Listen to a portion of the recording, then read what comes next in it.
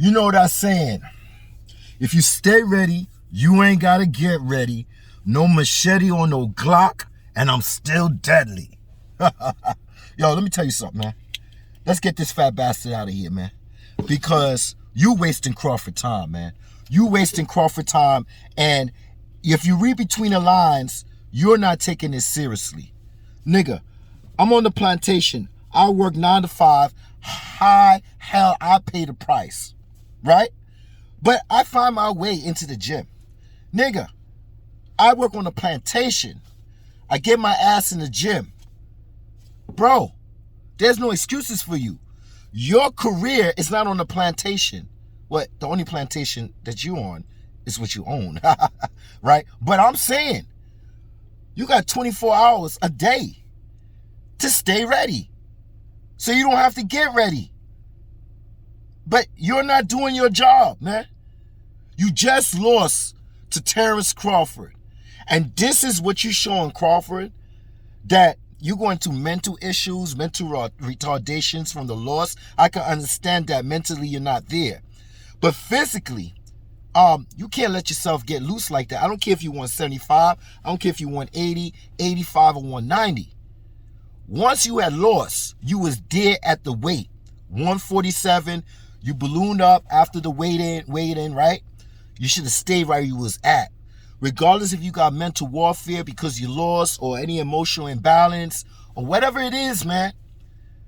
Your job, every boxer job, well, this is the new era, right? So the new era like to take time off, right? But old school fighters, stay ready, man. So I see Crawford, he won. He beat you, and he's still in the gym. What's your excuse, man? What's your excuse, man? So I'm trying to make excuses from you, man. You're a fat bastard, yo. You're a fat bastard. That's what it is. And don't take offense to my subscribers out there or anybody out there that's fat. I'm not shaming fat. I'm shaming this man that don't supposed to be fat. He has a job. So I could call him a fat bastard, right? Because he's not doing his job. Your job is to stay ready when you're not in the ring. So if you get that call, you're in there, but you're not in that position. All you got to do is do the do and stay ready, man.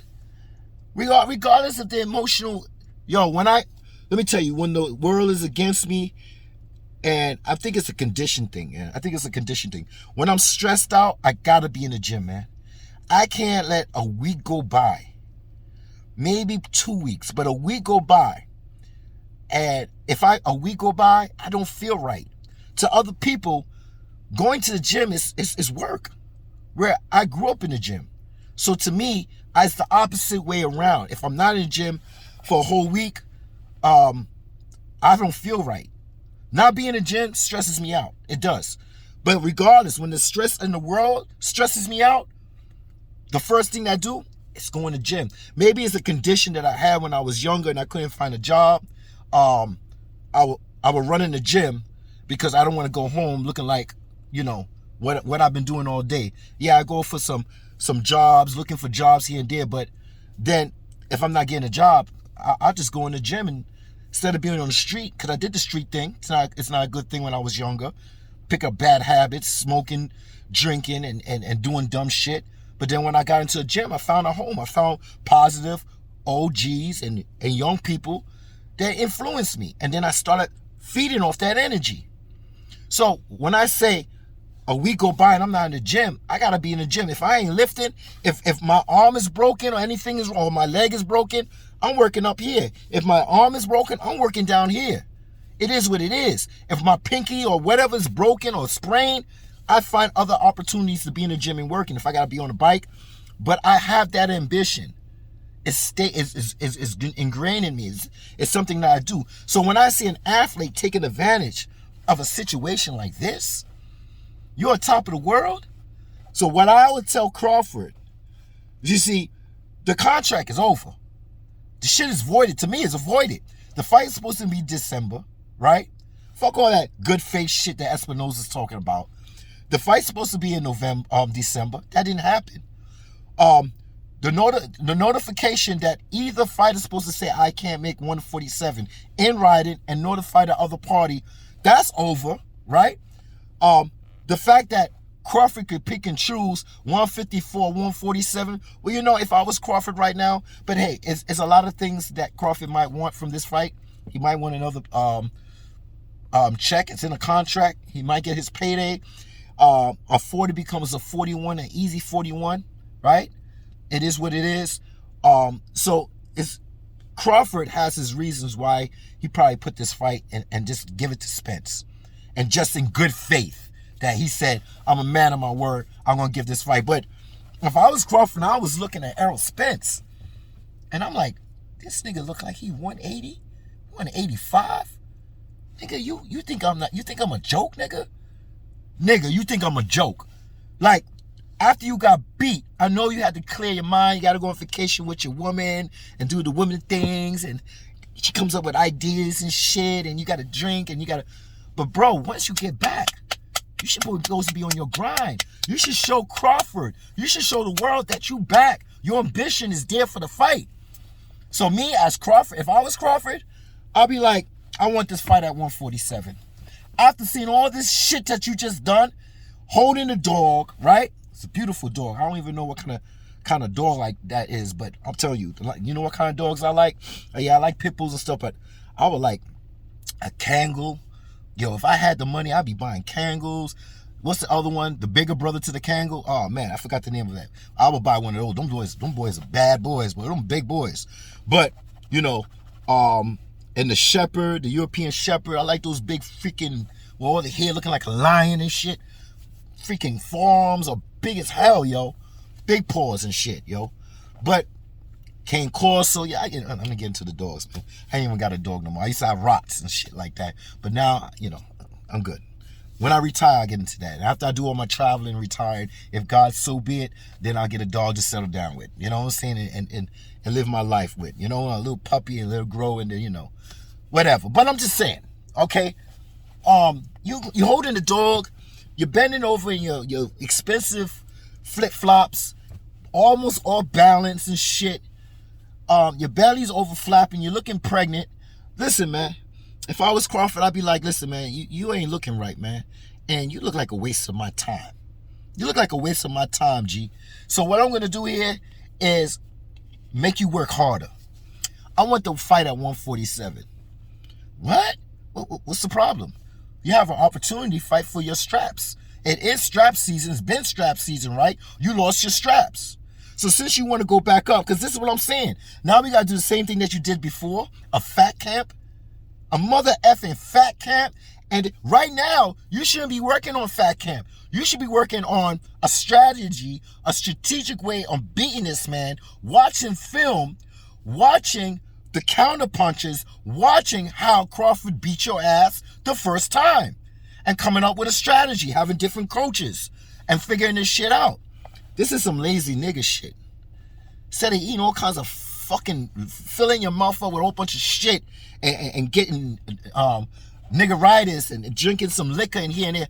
Man, all that, if I was Crawford, I would say, listen, man, this nigga's a waste of time. Let's put that at 147. If you take it or leave it, man. Because at the end of the day, I'm still going to get money for this fight. Take it or leave it, man. I don't care what the audience, I don't care what anybody say.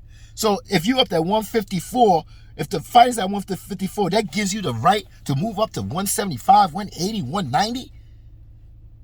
That gives you the right. Nigga, once you lost, you should have stayed around 160, 154, 160 the most with your mental retardation by losing. I get it. But nigga, once you done, go jog, clear your mind. Go jog and clear your mind. 3 miles. Just stay up on it. So I'm seeing that you ain't have, you're not determination. You ain't got no determination, man.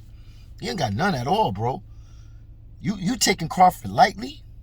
So, hey, if you're looking for a paycheck I'm like, hey, if you're looking for a paycheck, Spence, let's do this at 147. I have the right to pick. This is what I'm gonna do. Cause you showing me that you ain't taking this seriously. I hate niggas that do things at the last moment. I hate niggas that don't prepare. I hate the nigga shit. I really do. I just stay away from motherfuckers, you know, because I don't like asking somebody, can you do this? Did you do it? Did you do it? And then at the very last minute you do it. And no. You can't do this shit. Get your shit back in the gym.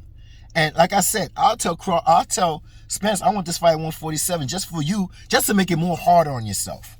Just to make it more harder for yourself and say, nah, forget it, I don't want the fight. So me, Crawford, can move on and move up with my WBO belt and fight Tim Tszyu. Because time waits on nobody. Well, he's supposed to wait for this fucking fight. Like, if he don't get a fucking announcement by November, the whole month of November, that means we got to wait for a notification, an announcement in December. That means a fight in January, February, March. That means this shit going to happen in the mid-year. We waiting for this fucking clown for a whole fucking half a year or somewhere in March or April for a fight where Crawford could move on and do what he got to do. Man, fuck this nigga, man. Get this nigga the fuck out of here. If I was Crawford, 147, right? But we know that Crawford have his reasons why or whatever. But me seeing that shit, I'm saying, oh, we gonna make this even more harder. Because I got more fish to fry. All right, you know what I'm saying? And I would love to move up and fight Tim Tszyu. And then wait to see what's going on with Charlo. All right? Well, I don't know what's going on with Charlo. What's going on with Charlo? Is he going to fight his mandatory? Or is he going to fight Tim Tszyu? What's going on? See, this is what I'm talking about. How certain fighters get a chance to half-ass and pass gas all the time. This shit's bullshit, man. Fucking bullshit. Nigga, I look better than you. I'm 50 years old. I go to the gym 3 times, maybe 4 times a week. 2 days. 1 day around the world. 1 day, traps, shoulders, deadlift, leg press, jumping rope in between. Next 2 days, I'm either running on the cardio machine for an hour or I'm on a step machine for an hour. Recoup. 2 days go by, relax. Do another round the world. This time, chest, back, squats, jumping rope in between. Yeah, not just taking a little rest. No, jumping ropes in between, pull-ups, hanging from the bar for 1 minute to stretch my lats and my biceps so I won't pull nothing at this age. Nigga, I have a fucking regimen. I have a goal. I gotta be in the gym. Because I see my father. I take care of my father. He's 81 years old. I can see somebody losing their legs, heavy top, and can't get up. And now he's bedridden, and I got to deal with this shit on a regular basis, man. Changing path. Y'all don't really know the real world, man. Y'all really don't know the real world. And when I see somebody like Spence that got the world in the palm of his motherfucking hands, and he ain't doing shit, you think I got fucking excuses for this bitch-ass nigga? He ain't on the plantation. He ain't fucking an elderly man, helping an elderly man, changing his pampers, his fucking bed sheets, every fucking thing. Yeah, I'm stressed the fuck out. But I'm happy at the same time.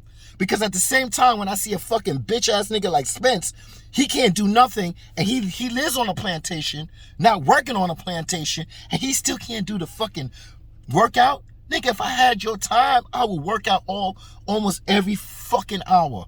I could work out anytime I want in the middle of the night. What the fuck is going on here? I don't know what it is, man, but I'm going to tell you right now.